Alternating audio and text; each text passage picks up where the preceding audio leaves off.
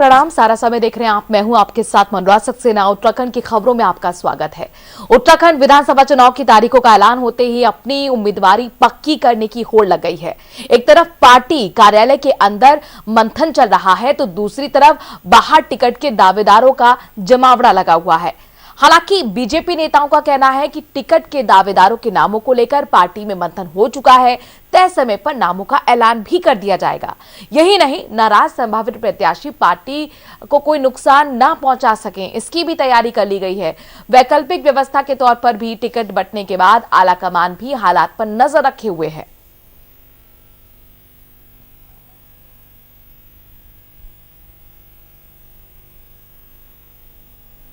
उत्तराखंड राज्य के अंदर 70 में से 60 विधायक हमारे पास हैं। 5 एमपी हमारे पास है, 5 में से 5 सभी जिला पंचायतों में हम हैं। ब्लॉक प्रमुख हमारे पास है, पंचायतों में हम हैं, नगर निकाय में हम हैं।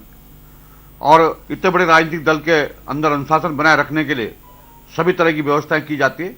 आने वाले समय में इसकी आवश्यकता पड़ेगी तो ये भी करेंगे। चुनाव की तारीख के ऐलान के बाद प्रचार और उम्मीदवारों के नामों को लेकर सभी दलों में बैठकों का दौर जारी है और इसी कड़ी में कांग्रेस का कहना है कि उम्मीदवारों के नामों पर मंथन हो चुका है। आलाकमान के निर्देश पर जल्द उम्मीदवारों के नामों की पहली सूची जारी कर दी जाएगी। इसी दौरान कांग्रेस और बीजेपी के बीच आरोप प्रत्यारोप का दौर भी जारी है। कांग्रेस का कहना है कि बीजेपी सरकार में खनन माफिया, शराब माफियाओं को संरक्षण दिया जा रहा है। चुनाव की तारीख का ऐलान होने से पहले ही ट्रांसफर का खेल भी खेला गया, जिससे साबित होता है कि बीजेपी राज में जमकर भ्रष्टाचार हुआ है।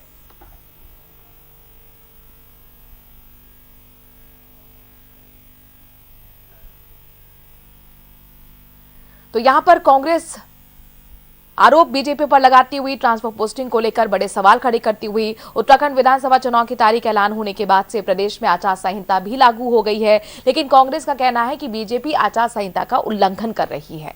कांग्रेस ने आरोप लगाते हुए कहा है कि बीजेपी नेताओं की ओर से श्रमिक कार्ड्स के लिए अभी भी रजिस्ट्रेशन कराया जा रहा है। वहीं लैपटॉप के एवज में जो मेधावी छात्र छात्राएं हैं उनके खातों में रकम भी डाली जा रही है।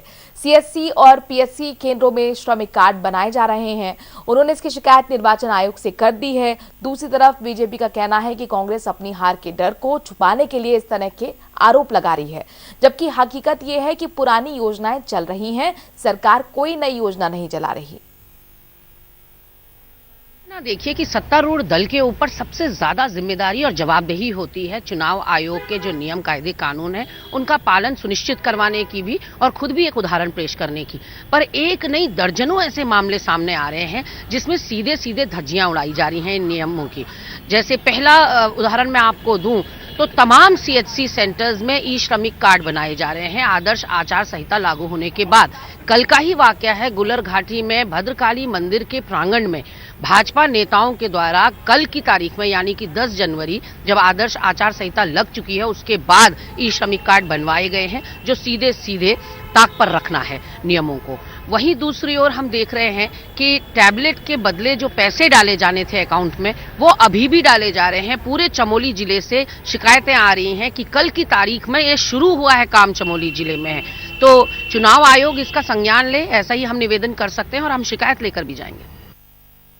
उत्तराखंड क्रांति दल ने बीजेपी और कांग्रेस दोनों पर जनता की समस्याओं की अनदेखी का आरोप लगाया है। यूकेडी नेताओं का कहना है कि कांग्रेस हो या भारतीय जनता पार्टी, दोनों ही बारी बारी से सत्ता पर काबिज होती रही हैं, लेकिन दोनों ने ही जंगल और जमीन के अलावा पलायन, पहाड़ की स्थायी राजधानी और बेरोजगारी दूर करने के लिए कोई ठोस नीति नहीं बनाई। इसका खामियाजा पूरा प्रदेश पिछले 21 सालों से भुगत रहा है। यूकेडी नेताओं ने अपने प्रत्याशियों के नामों का ऐलान करते हुए अपना घोषणा पत्र भी जारी किया, जिसमें भू कानून, जल जंगल जमीन के अलावा बेरोजगारी दूर करने को प्राथमिकता देने का वादा किया गया है। सबसे पहले तो यह है कि इन 20 वर्षों के अंतर्गत में पूरे राज्य में कम से कम 800 से ज्यादा घोटाले हो चुके हैं और जो आरोप प्रत्यारोप लगा रहे हैं, आरोप प्रत्यारोप भी अपने एक दूसरे के घोटालों पे लगा रहे हैं, क्योंकि इन 20 वर्ष में बारी बारी से भारतीय जनता पार्टी और कांग्रेस सत्ता में यहाँ पे बैठी हुई है। जनता उनको जनादेश दे रही है। उस जनादेश का माकूल वो किस तरह से उठा रहे हैं कि यहाँ पे आपके प्रत्येक माफिया, भू माफियाओं से लेके खनन माफियाओं से लेके शराब माफियाओं से लेके उनके हाथ वो जो है सरकार के संरक्षण में है। वही भारतीय जनता पार्टी ने किया था, वही कांग्रेस के टाइम पे हुआ था। जो डेनिस आई थी वो क्या आई थी, वो भी तो एक संरक्षण में आई थी, वो कांग्रेस सरकार थी, हरीश रावत जी की सरकार थी। त्रिवेंद्र की सरकार में हर घर शराब घर घर शराब पूरे माफियाओं के अंडर में पूरे राज्य को डाल दिया था। उत्तराखंड क्रांति दल ने अपने डॉक्यूमेंट, हमने घोषणा पत्र सबसे पहले जारी किया, उसमें हमने राज्य के समग्र विकास की बात करी है, उसमें हमने रोजगार की बात कही है, भू प्रबंधन की बात की है। भू प्रबंधन के अंतर्गत में भू कानून जो आ रहा है उसी के तहत हमने वो बात की है। मूल निवास की हमने उसमें उल्लेख किया है और साफ शब्दों में हमने कहा है कि हम 5 लाख रोजगार देंगे, जिनमें से 4 लाख रोजगार जो है वो प्राइवेट सेक्टर के अंतर्गत जो 70% की जो एक बाध्यता है जो जियो है उसके आधार पे होते हुए हम लघु कुटीर उद्योगों के अंतर्गत में कुछ ऐसी चीजें यहाँ पे डेवलप करेंगे जिसके यहाँ पे कई अपार संभावना है, उसके तहत भी हम रोजगार देंगे। और कम से कम 1 लाख सरकारी रोजगार जो कि यहाँ पे अभी भी हमारे विभागों में खाली पद पड़े हैं, रिक्त पद पड़े हैं, उनकी हम भर्ती करके देंगे। तो चुनावी तारीखों के ऐलान के साथ किस तरह का सियासी पारा उत्तराखंड में है, जानने की कोशिश करते हैं। सारा समय की एसोसिएट एडिटर ज्योत्सना हमारे साथ जुड़ गई हैं। ज्योत्सना, सीधी फाइट इस वक्त बीजेपी और कांग्रेस में नजर आ रही है। यूकेडी जो कि वहीं से जिसका जन्म हुआ, क्रांतिकारियों की पार्टी कही जाती थी, बावजूद इस पर भरोसा वहां की जनता क्यों नहीं कर पाती है? देखिए मनो, ये विडंबना है उत्तराखंड की, क्योंकि उत्तराखंड आंदोलन का झंडा और बागडोर जिस पार्टी ने संभाली वो कभी अपने कार्यों को, अपने आंदोलन को राजनीतिक तौर पर कन्वर्ट नहीं कर पाई। और यही वजह रही कि राजनीतिक तौर पर वो लोगों के दिलों में अपने लिए यकीन पैदा नहीं कर पाई। तो आज उत्तराखंड की एकमात्र जो क्षेत्रीय पार्टी थी उत्तराखंड क्रांति दल, वो हाशिए पे चली गई है। यानी कि आज उसका कोई वजूद नहीं है, एक मेंबर भी नहीं है, एक पार्षद भी नहीं है। एक समय था जब उत्तराखंड क्रांति दल यानी कि यूकेडी एक कॉल करती थी और हजारों लोग सड़कों पर आ जाते थे अलग राज्य के लिए। ये सबसे बड़ी बात है कि उत्तराखंड क्रांति दल के जो नेता रहे उनकी अति महत्वाकांक्षा, संगठन का मजबूत ना होना, संगठन को लेकर के किसी का भी कोई खास कमिटमेंट ना होना, जिसकी वजह से वो हाशिए पे चली गई। आज भी राज्य की जनता चाहती है कि राज्य में क्षेत्रीय दल हो, क्योंकि बीजेपी और कांग्रेस दोनों राष्ट्रीय दल हैं, वो राष्ट्रीय नीति के तहत काम करते हैं। और उत्तराखंड पहाड़ी राज्य है, इसकी लड़ाई इसलिए लड़ी गई कि अपने जल जंगल जमीन पर हमारा अधिकार हो, पलायन रुके, पहाड़ का जो विकास है वो वहां की मानकों के अनुरूप हो। लेकिन आज 20 साल पूरे हो गए हैं, 21 साल पूरे हो गए राज्य बने हुए, आज भी यही कहा जाता है कि शहीदों के सपनों का उत्तराखंड नहीं बना। ज्योत्सना, मुझे बताइए इस बार क्या आपको लग रहा है, चूंकि ना सिर्फ यूकेडी मैदान में है बल्कि आम आदमी पार्टी ने भी ताल ठोक दी है, तो क्या ये बहुकोणीय मुकाबला होने जा रहा है या हमेशा की तरह बीजेपी वर्सेस कांग्रेस ही रहेगा? मनु में इसी बात पे आ रही थी कि बीजेपी और कांग्रेस के बीच तो मुख्य मुकाबला होता रहा है और अब भी होगा।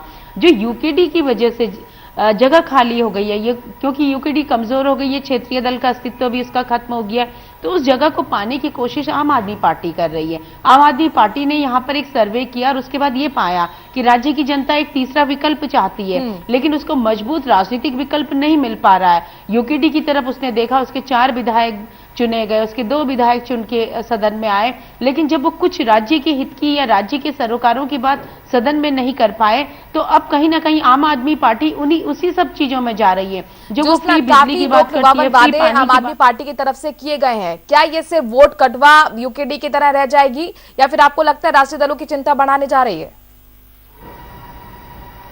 देखिए, वोट कटवा पार्टी का दर्जा तो पूर्व मुख्यमंत्री हरीश रावत ने आम आदमी पार्टी को दे दिया है, लेकिन आम आदमी पार्टी जिस मजबूती से इलेक्शन लड़ रही है, कहीं ना कहीं उसकी कोशिश है कि मुकाबला त्रिकोणीय हो, क्योंकि उत्तराखंड क्रांति दल कुछ ही स्थान है, चुनिंदा स्थान है, आप उसको हाथ में अंगुलियों में गिन सकते हैं जहां पर वो टक्कर देने की स्थिति में। उत्तराखंड क्रांति दल के पास जो सबसे बड़ी विडंबना है कि उसके पास ना अपना पार्टी कैडर है, न वो आर्थिक रूप से संपन्न है, न कोई उसका ऐसा स्ट्रक्चर है जिसको फाइनेंस कर सके। उसके उलट अगर हम आम आदमी पार्टी की बात करें तो दिल्ली में सरकार है और दिल्ली में लाखों की संख्या में उत्तराखंड के लोग रहते हैं, तो वो कहीं ना कहीं एक मैसेज कन्वे करना चाहते हैं उत्तराखंड में कि दिल्ली में हमने बहुत अच्छी सरकार दी है, तो उत्तराखंडी यहां आकर बोले कि भाई आप भी अगर क्षेत्रीय सरोकारों के साथ अपनी सरकार को चलाना चाहते हैं, अपने उन मुद्दों के साथ वहां पर रहना चाहते हैं जिसके लिए संघर्ष किया था, तो ऐसे में आम आदमी पार्टी बेहतर है। तो आम आदमी पार्टी की कोशिश जरूर है, लेकिन मनु आप जानते हैं कि जनता जनार्दन है, जनता के मन में क्या है। है वो ये 10 मार्च को पता लगेगा, लेकिन इन सब के बीच में आज के मुद्दे पर भी जोश नजर आ जाते हैं। क्योंकि यहाँ पर हम सुन रहे थे गरिमा दसौनी का, वो साफ तौर पर कह रही है कि श्रमिक कार्ड अभी भी बन रहे हैं। वो कह रही है लैपटॉप के लिए अभी भी खाते में बच्चों के पैसे सरकार डाल रही है। बीजेपी कहती है कि ये तो पुरानी नीतियां हैं, ये पुरानी योजनाएं हैं, इनको हम कंटिन्यू कर रहे हैं, इसमें गलत क्या है। मुझे आप ये समझाइए कि आखिरकार कांग्रेस के आरोपों में कितना दम है। दूसरा ये संविधान के मुताबिक जो निर्वाचन के गाइडलाइंस होते हैं आयोग के मुताबिक, क्या ये पुरानी अगर नीतियों को हम आगे बढ़ा रहे हैं आचार संहिता लागू होने के बाद, इसमें कुछ गलत है? देखिए, अगर चुनाव आचार संहिता की बात करें और जैसे आपने कहा कि लैपटॉप वितरण का कार्य पहले ही हो चुका है। चुनाव आचार संहिता लगने से पहले राज्य सरकार ने जिन भी बच्चों को, जो मेधावी छात्र हैं, उनको जो लैपटॉप देना था उसके पैसे 12,000 रुपए हर बच्चे के अकाउंट में ट्रांसफर कर दिए हैं। और उनको साफ तौर पर कहा है कि एक निर्धारित तिथि बताई गई है कि तब तक आप अपने लैपटॉप ले लेंगे। आप अपना कह सकते हैं कि जो भी उनको पैसा दिया गया है, चाहे हम लैपटॉप की बात करें या हम अदर गजेट्स की बात करें जो बच्चों को देने की बात हुई थी, वो ले लेंगे। तो वो उस प्रक्रिया में चल रहे हैं। हो सकता है कि फर्स्ट फेज में 1000 बच्चों के अकाउंट में पैसे आए होंगे, सेकंड फेज में और बच्चों के अकाउंट में आए होंगे। तो ये सतत प्रक्रिया है। इसकी घोषणा पहले हो चुकी थी और ये कार्यक्रम पहले चल चुका था। रही बात की श्रमिक कार्ड की, तो श्रमिक कार्ड भी एक वैसे तो सतत प्रक्रिया है। कहीं ना कहीं सरकार को उससे लाभ होता है, क्योंकि जो क्षेत्रीय प्रतिनिधि होते हैं वो सिफारिश करते हैं, उनकी अनुशंसा के आधार पर श्रमिक कार्ड बनते हैं। लेकिन कांग्रेस ने इससे इतर जो गंभीर मामले लगाए हैं, वो कल पूर्व मुख्यमंत्री हरीश रावत ने सरकार को सीधे सीधे कटघरे में खड़े किया है कि 600 से ज्यादा ट्रांसफर हुए हैं, राजनीतिक नियुक्तियां हुई हैं चुनाव आचार संहिता लगने के बाद। तो उन्होंने साफ तौर पर चुनाव आयोग से शिकायत भी की और मांग भी की है कि आप सिस्टम जो भी जिस कंप्यूटर से ये आदेश निकले उसको एक तो लॉक कर दीजिए, क्योंकि उससे पता चल जाएगा कि ये प्रक्रिया कब शुरू हुई थी। और वहीं जो दोषी लेकिन जो नया नहीं है, अगर कांग्रेस यहाँ पर सवाल उठा रही तो उसे भी अपने गिरबान में 2017 से ठीक पहले, चुनाव से पहले जरा ध्यान कर लेना चाहिए उस वक्त। लेकिन फिलहाल अब सोशल मीडिया के प्लेटफॉर्म की हम बात कर लेते हैं, क्योंकि अब सब कुछ डिजिटल हो रहा है, वर्चुअल हो रहा है। 15 जनवरी तक तो नो रैलीज फिजिकली तौर पर कह चुका है चुनाव आयोग। सोशल मीडिया पर इस वक्त हम बहुत ज्यादा ट्रेंड देख रहे हैं कि बहुत बड़े स्तर पर विरोध हो रहा है कर्नल कोटियाल का, आम आदमी पार्टी का। इसे किस तरह से देखा जाए? देखिए, सोशल मीडिया पर जो एक वीडियो क्लिपिंग्स की आप बात कर रहे हैं, जिसमें कि वो ट्रोल भी हो रहे हैं और उनको लगातार उस बारे में कहा भी जा रहा है। मैंने ये सवाल उनसे खुद किया था, क्योंकि मैंने उनका इंटरव्यू किया था। उन्होंने कहा कि हमने ये हमारा एक फन गेम था, जिसमें हमने 10-12 बच्चों के साथ इस तरीके का वो किया था और हमने खुद ही उसको अपलोड भी किया था। और सरकार ने मेरे ऊपर बाल श्रम जो अपराध है उसके तहत, अधिनियम के तहत मामला दर्ज किया है। तो वो अपने आप में कह रहे थे कि पहले सरकार जानकारी तो जुटा ले कि आखिर ये वीडियो क्यों हमने अपलोड किया था। ये एक फन गेम था, बच्चों के साथ गंगोत्री क्षेत्र में यह गेम किया गया था, जैसे आर्मी का पैटर्न होता है उसी तरीके से कि जवान एकदम रेडी रहिए, रात को ये टारगेट पूरा हो जाना चाहिए और कल सुबह आप सब रिपोर्ट करेंगे। इसी लाइन को और इसी तरीके से बच्चों के साथ एक डायलॉग डिलीवरी हुई थी हमारे किसी समर्थक के द्वारा, जबकि उसके अलावा कुछ भी नहीं था। तो वो कल उन्होंने इस बारे में जरूर सफाई दी थी कि सरकार पहले जांच कर ले कि आखिर वो क्या है। रही बात मनु सोशल मीडिया की, तो राजनीतिक दलों के लिए इस समय एकमात्र सहारा प्रचार का सोशल मीडिया और वर्चुअल मीटिंग्स और रैलीज हैं, और वो सभी लोग कर रहे हैं। तो इसलिए सोशल मीडिया प्लेटफॉर्म पर सभी लोग बहुत सोच समझकर चल रहे हैं, क्योंकि आप पहले जानती थी कि कुछ भी सोशल मीडिया पर आ जाता था। अब खास तौर पर राजनीतिक दल इस बात को जरूर ध्यान दे रहे हैं कि जो भी अधिकृत तौर पर बयान या कोई भी चीज जाए वो सोच समझ कर जाए। कुल मिलाकर अब असली जो मुकाबला है वो सोशल मीडिया पर ही होने जा रहा है। बहुत बहुत शुक्रिया जो उसने तमाम जानकारी हम तक पहुंचाने के लिए। चलिए यहाँ पर एक छोटे से ब्रेक के लिए रुक रहे हैं, जल्द हाजिर होते हैं कुछ और खबरों के साथ।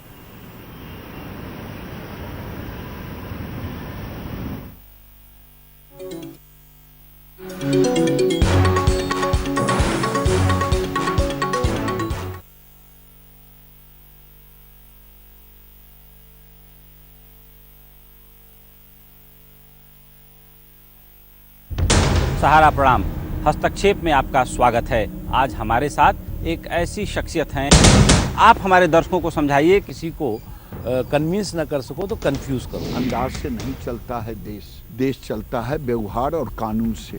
और बीमारी तो किसी को पूछ के नहीं आती, वो गरीब को भी आती है और अमीर को भी आती है।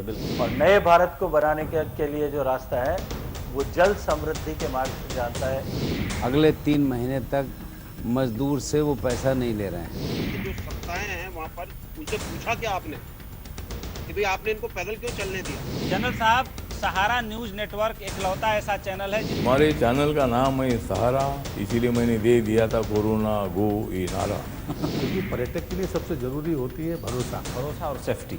बिल्कुल। ये सारे फॉरेनर होने के बाद भी हम किसी का कम्युनिटी ट्रांसमिशन नहीं हुआ। महामारी में हम लोग तुरंत जाके उलझ गए हैं, ये तो कहा जा सकता है कि सर मुड़ाते ओले पड़े। तो एक तरीके से हमारे कम्युनिटी में एक सेंस ऑफ रिस्पॉन्सिबिलिटी भी था जो पब्लिक ने काफी सपोर्ट किया। आपकी जानकारी के लिए मैं कहना चाहूँगा जी कि यहाँ रिकवरी रेट भी बड़ी तेजी से होती है। नॉर्थ ईस्ट उनके कितना नजदीक है। रोना धोना नहीं रहना है अगर अपने भीतर का शौर्य को जगा। यह कोई दैवी आपदा है, प्रकृति नाराज है या इंसान की कोई बड़ी भूल है? मैं जो देख रहा हूँ ये प्रकृति का एक संकेत है।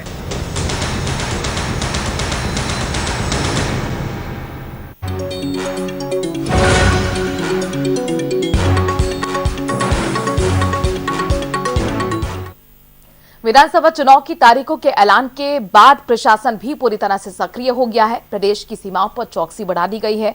उधम सिंह नगर के जसपुर में भी धर्मपुर बॉर्डर और नादेही बॉर्डर पर भी चौकसी बढ़ा दी गई है। एडिशनल एसपी काशीपुर चंद्रमोहन सिंह ने बताया है कि आचार संहिता लागू हो चुकी है। ऐसे में शराब की तस्करी, अवैध नकदी, कोई भी ऐसी वस्तु जो चुनाव में संवेदनशील हो, उसके लिए भी बॉर्डर पर पीएसी तैनात है। दिन में भी और रात में भी चेकिंग अभियान चल रहा है। यहां तक कि लाइसेंसी हथियार भी जमा करवाए जा रहे हैं।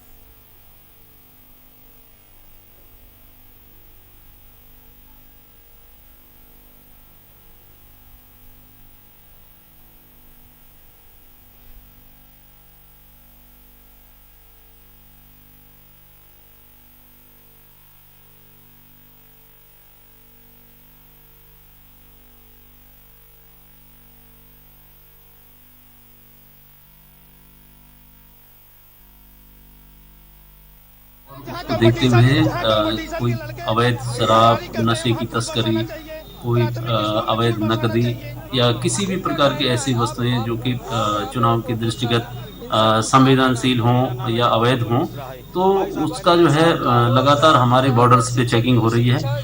हमारे जो मुरादाबाद, बिजनौर और इधर जो भी हम रामपुर जो ये जिले यूपी के लगते हैं, तो इसमें जसपुर थाना क्षेत्र के अंतर्गत धर्मपुर हो गया, नादेही हो गया और सूतमिल तालापुर जो क्षेत्र है, फिर यहाँ सूर्या हो गया कुंडा में, पैगाल, लोहियापुर इधर और बाजपुर क्षेत्र में भी जो है कनौरा, केला खेड़ा में सारे बॉर्डर्स पे हमने बैरियर डालकर लगातार पीएसी के साथ दिन और रात चेकिंग की जा रही है। लगातार हमारी जो उड़न दस्ते हैं, एक जो स्टैटिक हैं और एक फ्लाइंग वाले हैं, जो लगातार चेक कर रहे हैं पुलिस के साथ, और इसमें हम लोग लगातार कार्रवाई कर रहे हैं। राज्य में कोरोना के बढ़ते प्रकोप के मद्देनजर सभी दल अब प्रचार प्रसार के लिए सतर्कता बरत रहे हैं। कोई सोशल मीडिया का सहारा ले रहा है तो कोई घर घर जाकर वोट मांग रहा है। इस दौरान यूकेडी नेताओं का कहना है कि उनके पास बीजेपी और कांग्रेस की तरह संसाधन मौजूद नहीं है, ना ही इतना धन है, और वो तरीका जो अब सोशल मीडिया का प्रचार होना चाहिए उसके लिए हमारे पास तंत्र भी मौजूद नहीं है। लेकिन फिर भी यूकेडी को इससे फर्क नहीं पड़ेगा, क्योंकि यूकेडी ने हमेशा प्रदेश की जनता की आवाज उठाई है।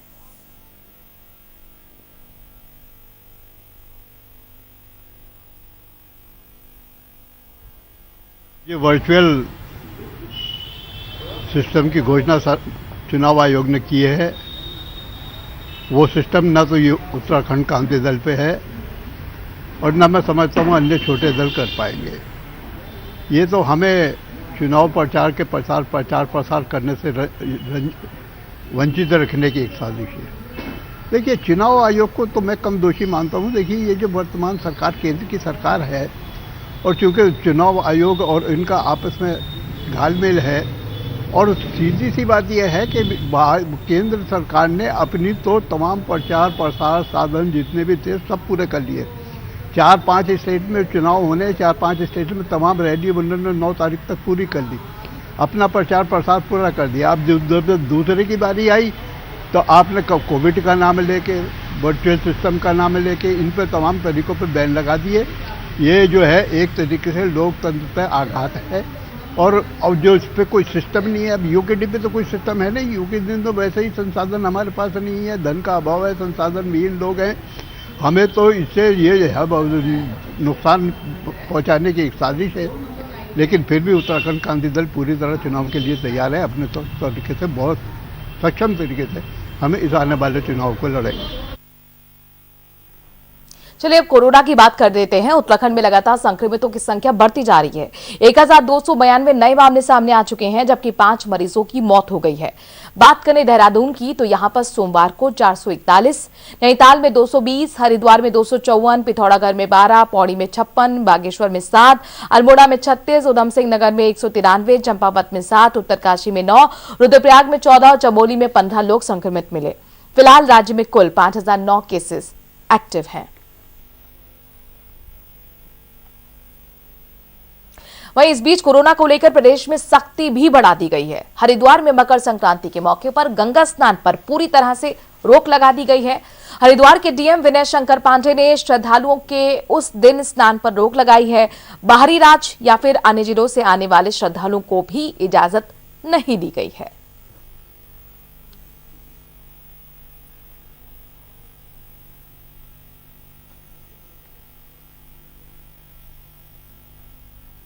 और इस बारे में बात करने के लिए एक बार फिर हम रुख करते हैं सारा समय के एसोसिएट एडिटर ज्योत्सना का। ज्योत्सना, कोरोना संक्रमण लगातार बढ़ता हुआ, कुंभ का मेले का आयोजन हमें अच्छे से याद है और इसीलिए मकर संक्रांति सुपर स्प्रेडर साबित ना हो, बड़ी पाबंदी, स्नान नहीं होगा हरिद्वार में।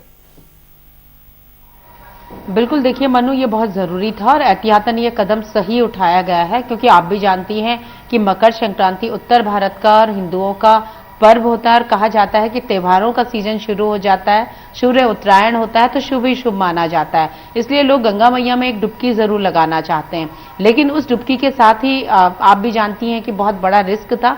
इसी वजह से जो जिला प्रशासन है उसने ये बड़ा कदम उठाया है कि किसी भी तरीके का कोई स्नान पर्व नहीं होगा। जो स्थानीय लोग हैं वो जिस तरीके से आते रहते हैं वो तो उनको इजाजत है, लेकिन बाहर से लोग कतई भी स्नान करने नहीं आएंगे। और ये थोड़ा सा क्लियर कर दीजिए, लोग आ तो सकते हैं, चरण स्पर्श तो मां गंगा के आशीर्वाद ले सकते हैं, बस स्नान पर ही पाबंदी रहेगी। देखिए, इस तरीके की व्यवस्था अभी तक इन्होंने बनाई है कि जो मूवमेंट चल रहा है, यानी कि हरिद्वार में एंट्री हो रही है, ठीक है, आप एंट्री कर सकते हैं, उसमें भी बॉर्डर एरिया पर रैंडम सैंपलिंग हो रही है, टेस्ट हो रहे हैं, क्योंकि उत्तराखंड सरकार काफी अलर्ट हो गई है। मनु, आप जानती हैं कि औली और जोशीमठ, जिसे दूरस्थ इलाका कहा जा सकता है, औली रोपवे के 29 कर्मचारी कोरोना संक्रमित हो गए, यानी कि पर्यटक जो हजारों की संख्या में वहां थे उनकी वजह से वो संक्रमित हुए हैं। उसे ही देखते हुए हरिद्वार में अभी तक की जो व्यवस्था है कि किसी भी तरीके का स्नान या किसी भी तरीके की गैदरिंग गंगा घाटों पर नहीं होगी। तो इससे साफ जाहिर है कि फिलहाल आचमन के लिए भी कोई परमिशन नहीं है। अगर प्रशासन बहुत ज्यादा रिक्वेस्ट होगी, किसी तरीके की कोई रिलैक्सेशन देती है, तो कल परसों में वो चीजें सामने आ जाएंगी। लेकिन जो अभी तक की जानकारी है, जिला प्रशासन ने स्नान पर बिल्कुल रोक लगा दी है, यानी मकर संक्रांति का जो पर्व स्नान होता है वो इस बार नहीं होगा, ना हरिद्वार में इसका कोई मेला आयोजित किया जाएगा, क्योंकि लाखों की संख्या में लोग आते थे मकर संक्रांति के स्नान के लिए और 2 दिनों तक ये स्नान चलता रहता था, जब तक कि तिथि यानी कि पर्व काल चलता रहता था। बिल्कुल आपने जो कहा कि उत्तराखंड में लगातार कोरोना के मरीज बढ़ रहे हैं, पेशेंट बढ़ रहे हैं, बिल्कुल, इसलिए नई पाबंदियां बेहद जरूरी है, क्योंकि कई बार लोगों का एटीट्यूड भी चिंता का सबब बनता है। लोग अभी भी नहीं समझ रहे, बिना मास्क के लोग घूम रहे हैं। बहुत बहुत शुक्रिया तमाम जानकारी ज्योत्सना हम तक पहुंचाने के लिए। तो पर्यटकों से भी ये खास तौर से अपील, अगर आप उत्तराखंड जा रहे हैं तो कोरोना के जो गाइडलाइंस है उनका पालन जरूर करें। नैनीताल में लगातार अपने दर्शकों को बता दें कि पिछले 3 दिनों से बर्फबारी हो रही है और यही वजह है कि ग्रामीण क्षेत्रों से नगर का संपर्क टूट गया है। यहाँ के उच्च पर्वतीय क्षेत्रों में बर्फबारी के कारण मार्ग में बर्फ जमा हो गई है। यही वजह है कि वाहनों की आवाजाही अब रुक गई है। नैनीताल के पास पंगोट, विनायक और कोन खड़क, बगड़, अन्य जो ग्रामीण क्षेत्र हैं वहां से फल, सब्जियों, दूध शहर तक पहुंच नहीं पा रहे। यहाँ ग्रामीण क्षेत्रों में उगने वाली सब्जियां ज्यादातर नैनीताल और हल्द्वानी की मंडियों में बिकती हैं। बाजारों में सब्जी नहीं पहुंच पा रही है, जिससे विक्रेता काफी परेशान हैं। दुकानदारी चौपट हो गई है। सब्जी विक्रेताओं का कहना है कि मौसम की मार की वजह से सब्जी नहीं मिल रही, यही वजह की रोजी रोटी पर संकट। कारोबार में बहुत व्यवधान पैदा हुआ।